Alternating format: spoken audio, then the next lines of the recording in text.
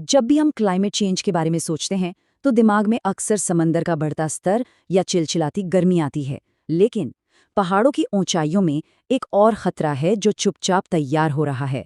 आज हम इसी छिपे हुए खतरे को समझने वाले हैं, ग्लेशियर झीलों का फटना, जिसे GLOF भी कहते हैं। तो आज की हमारी पड़ताल 4 हिस्सों में होगी। हम समझेंगे कि आखिर ये बर्फ से आई बाढ़ है क्या, इसके बनने की पूरी प्रक्रिया क्या है, इसके नतीजे कितने भयानक हो सकते हैं और सबसे जरूरी कि इससे बचने के लिए क्या किया जा रहा है। तो चलिए सबसे पहले ये समझते हैं कि बर्फ से आने वाली ये बाढ़ सिर्फ एक लोकल घटना क्यों नहीं है, बल्कि ये कैसे एक बढ़ता हुआ ग्लोबल खतरा बन गई है। तो ये GLOF होता क्या है? देखिए, जब कोई ग्लेशियर पिघलता है तो उसका पानी अक्सर एक कुदरती बांध के पीछे जमा होने लगता है। अब ये बांध कोई पक्का बांध नहीं होता, ये बर्फ या मोरेन यानी ग्लेशियर के छोड़े हुए पत्थर और मलबे का एक ढेर होता है।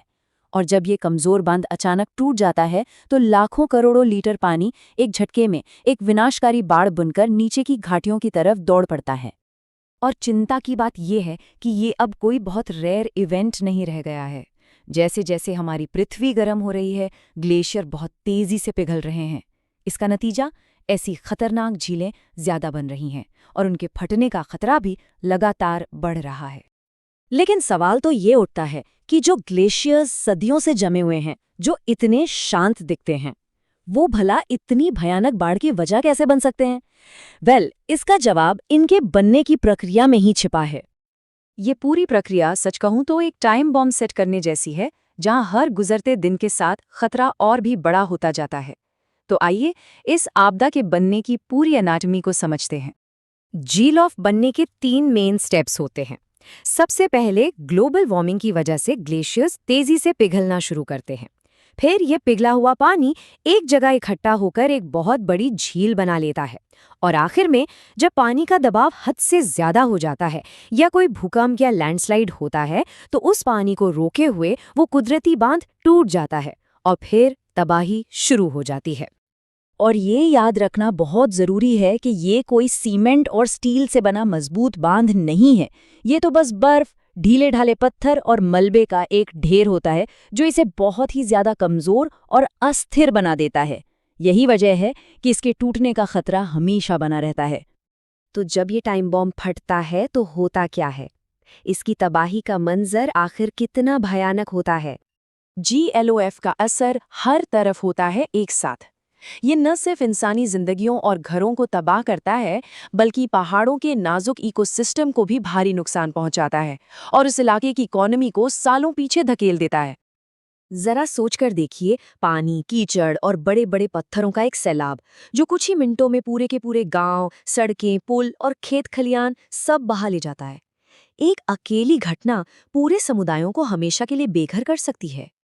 और ये समस्या किसी एक देश या इलाके तक सीमित नहीं है, ये एक ग्लोबल चुनौती है।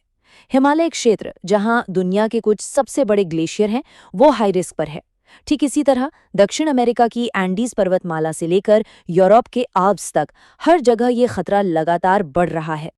तो क्या इन बढ़ते खतरों के सामने हम बस हाथ पर हाथ धरे बैठे रह सकते हैं, या फिर इस विनाशकारी सैलाब से बचने का कोई रास्ता है? चलिए अब थोड़ा समाधानों की बात करते हैं। सवाल बिल्कुल सीधा है। इन टिक टिक करते टाइम बमों को फटने से रोकने के लिए या उनके असर को कम करने के लिए आखिर क्या कदम उठाए जा रहे हैं? देखिए, इससे निपटने के लिए एक मल्टी लेयर्ड डिफेंस स्ट्रैटेजी पर काम हो रहा है। इसमें खतरनाक झीलों की सैटेलाइट से 24 घंटे निगरानी, लोगों को समय पर अलर्ट करने के लिए अर्ली वार्निंग सिस्टम, मजबूत इंफ्रास्ट्रक्चर बनाना और सबसे जरूरी, निचले इलाकों में रहने वाले लोगों को इस आपदा के लिए तैयार करना शामिल है।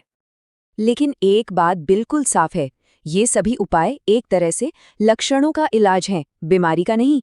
अगर हमें इस खतरे को जड़ से खत्म करना है तो इसका असली और परमानेंट समाधान एक ही है, और वो है ग्रीन हाउस गैसों का उत्सर्जन कम करके क्लाइमेट चेंज की जड़ पर हमला करना।